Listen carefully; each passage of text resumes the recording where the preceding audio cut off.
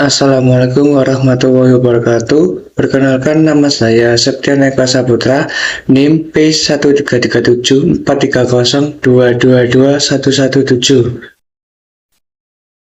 Assalamualaikum warahmatullahi wabarakatuh. Perkenalkan, nama saya Fatina Ihsani Latifa dari kelompok 3. Perkenalkan, nama saya Stula Farina Pawestri Utami dengan NIM P137430222082.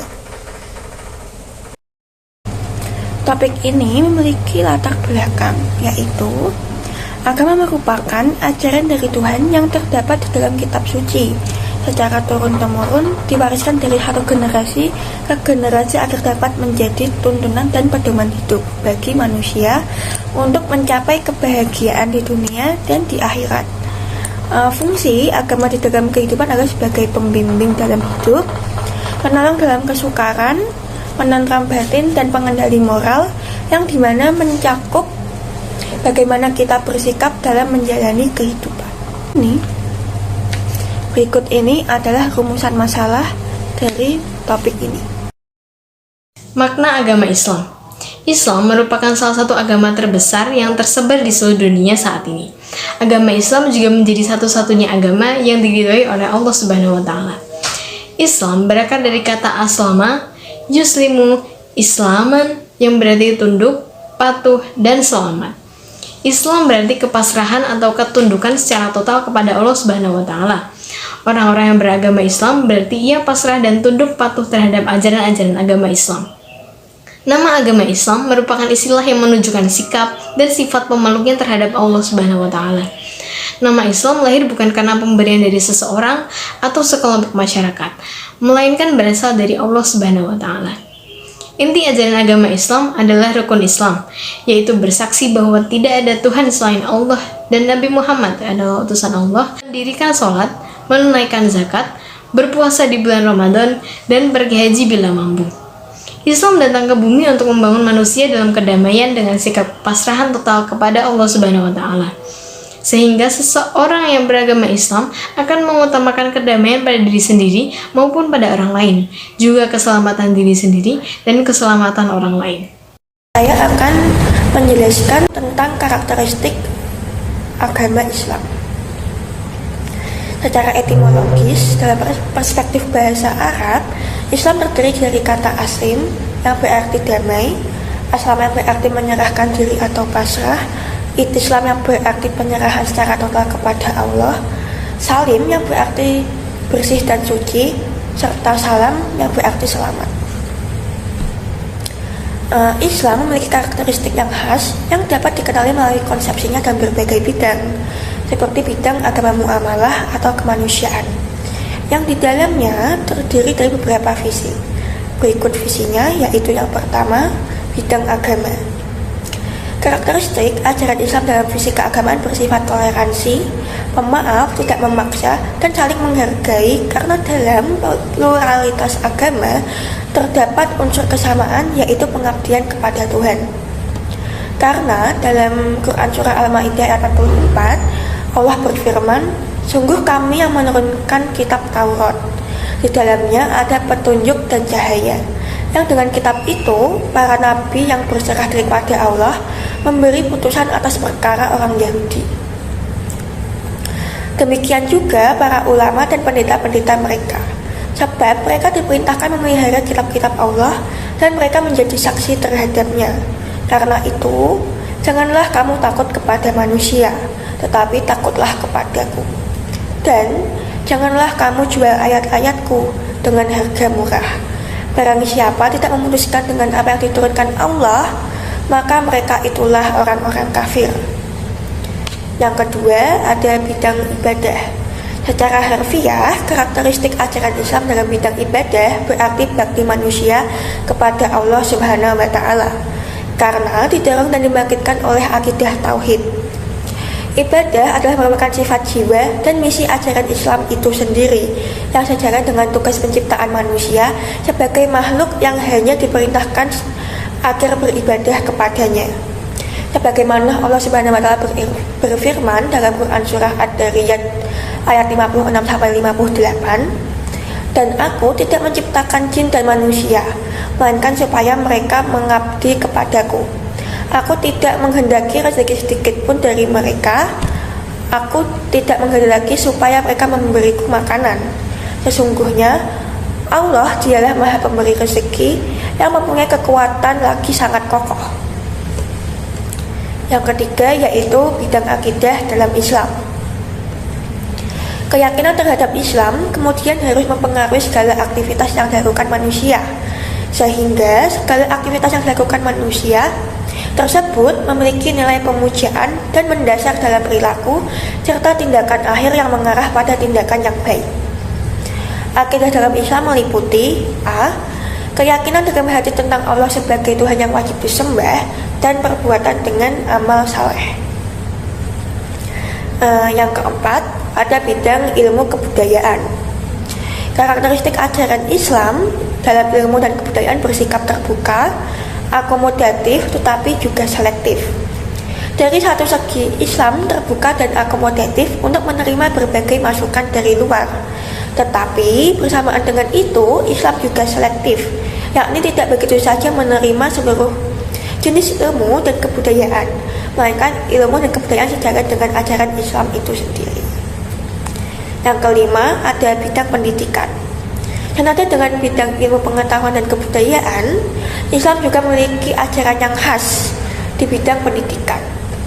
Islam memandang pendidikan adalah hak bagi setiap orang, laki-laki atau perempuan, dan berlangsung sepanjang hayat.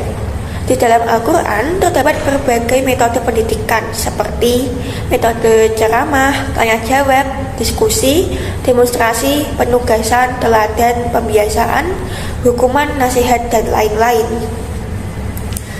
Yang keenam, ada bidang sosial. Karakteristik ajaran Islam di bidang sosial bahwa Islam mengajarkan setiap manusia untuk hidup damai dan sejahtera. Lebih khususnya, di bidang ini Islam menjunjung tinggi tolong-menolong, saling menghargai tentang hak dan kewajiban, kesetiakawanan, egaliter atau kesamaan derajat, tenggang rasa, dan kebersamaan. Atas dasar ukuran ini, maka dalam Islam, semua orang memiliki kesempatan yang sama. Mobilitas vertikal dalam arti yang sesungguhnya ada dalam Islam, sementara sistem kelas yang menghambat mobilitas tersebut tidak diakui keberadaannya. Yang ketujuh yaitu bidang ekonomi. Sistem ekonomi dalam Islam mempunyai beberapa kelebihan yang tercermin dari beberapa karakteristik meliputi bersumber dari Tuhan dan agama.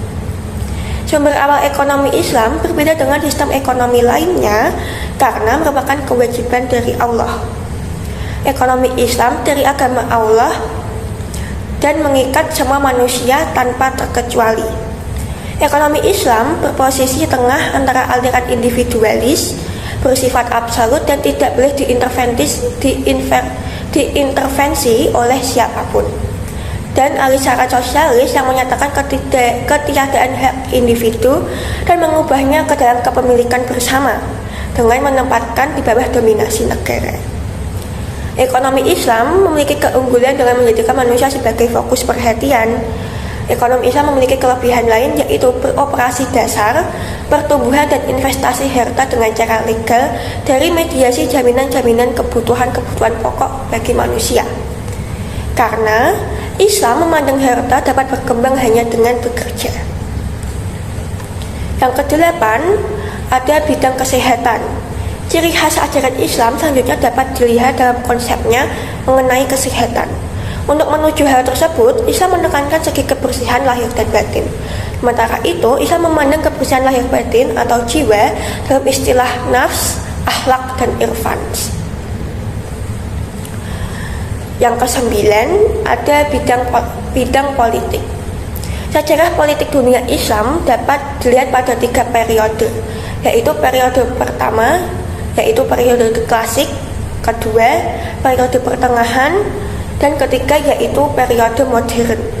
Karena itu, uraian sejarah politik Islam sangat dominan, sementara aspek-aspek lain tampak hanya terikut di dalamnya seperti sistem pemerintahan, ekonomi, ilmu pengetahuan, pendidikan, dan seni bangunan.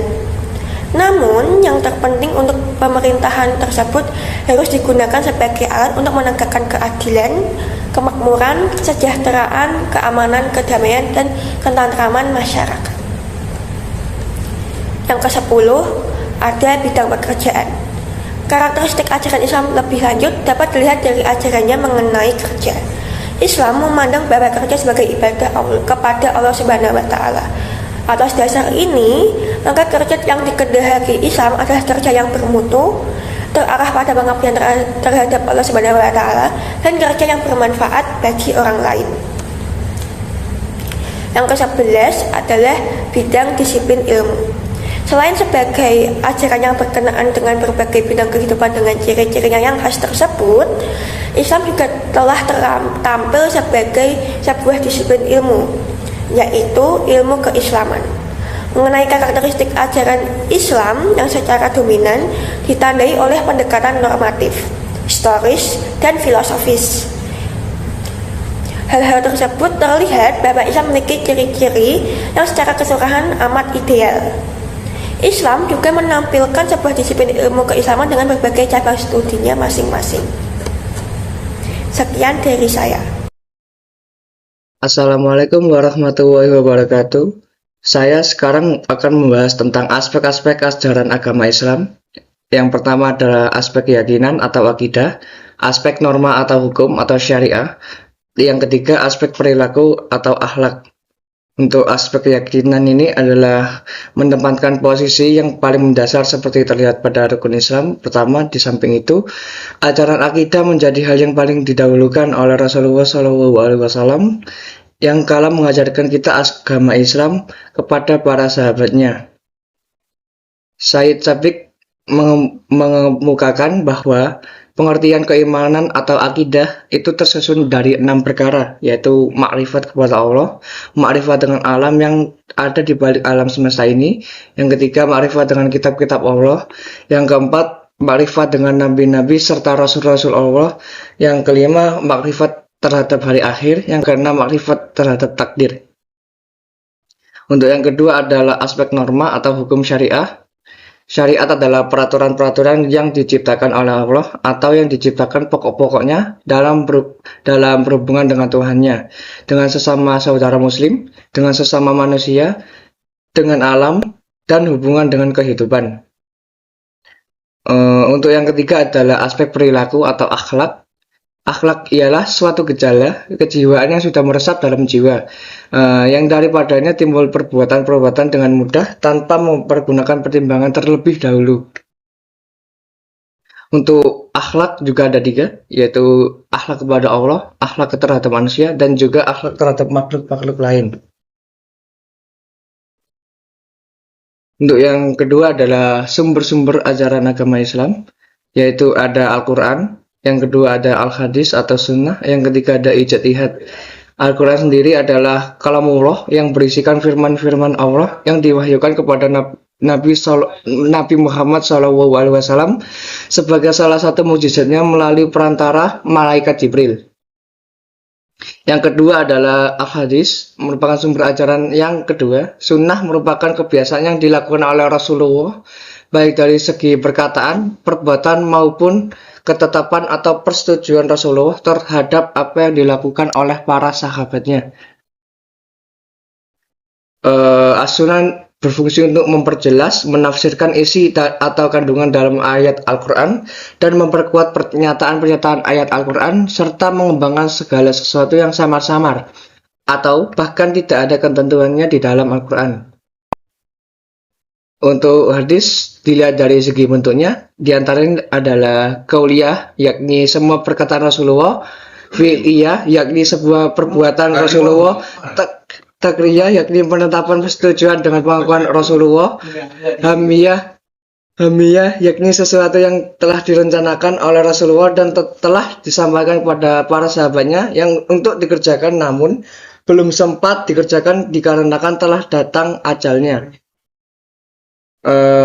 Hadis atau sunnah dilihat dari segi jumlah orang adalah mutawatir, yaitu hadis diriwayatkan oleh orang banyak, masyhur, yaitu diriwayatkan oleh orang banyak namun tidak sampai kepada derajatnya mutawatir. Yang ketiga adalah ahad, yaitu diriwayatkan hanya oleh satu orang saja. Kalau dilihat dari segi kualitasnya ada dua, yaitu sahih. Ada 4. Sahih yaitu hadis benar, sehat tanpa ada keraguan atau kecacatan dalam hadis tersebut.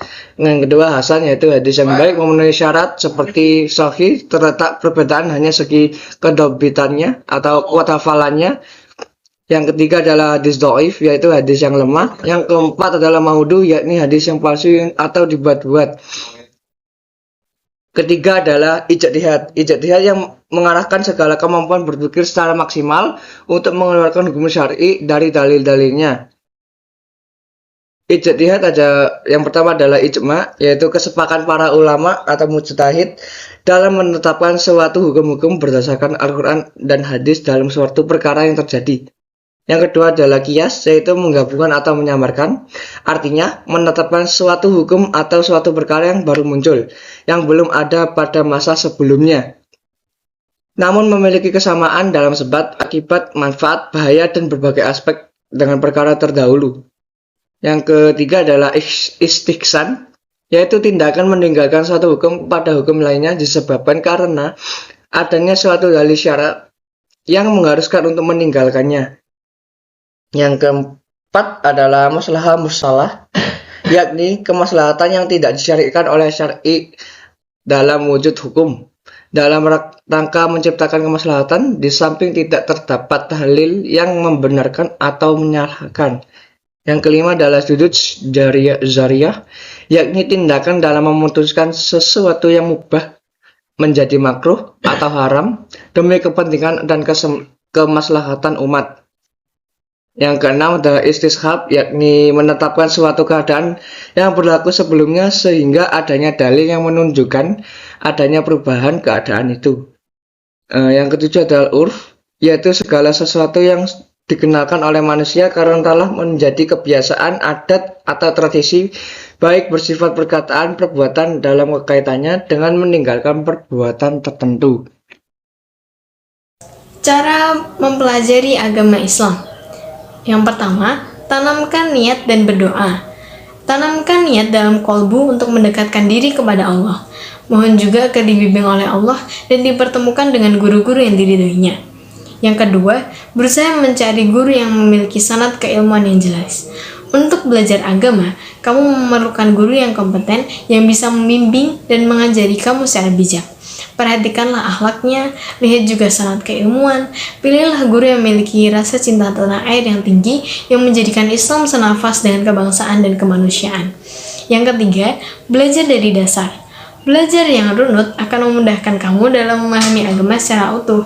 Dengan belajar dari dasar, diibaratkan belajar mulai dari akar, batang, tubuh, dahan, hingga buahnya. Yang keempat, belajar secara ka'afah.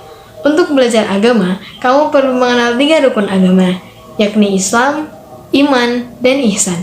Dari Islam ini lahir fikih, dan dari iman muncul akidah, dan dari ihsan hadir tasawuf. Yang kelima, memiliki komitmen spiritual. Komitmen spiritual ini untuk membantu kamu istiqomah dan mendapat bimbingan secara lahir dan batin. Komitmen ini sebagai bukti bahwa kamu benar-benar ingin beragama secara utuh, luar dan dalam. Yang keenam, istiqomah. Belajar agama mesti istiqomah juga dalam pengamalan. Istiqomah bukan hanya memiliki makna konsisten dan lurus, tetapi juga moderat. Karakteristik ajaran Islam sendiri adalah moderat. Umat Islam sendiri disebutkan di dalam Al-Quran sebagai ummatan wasa'atan atau umat moderat.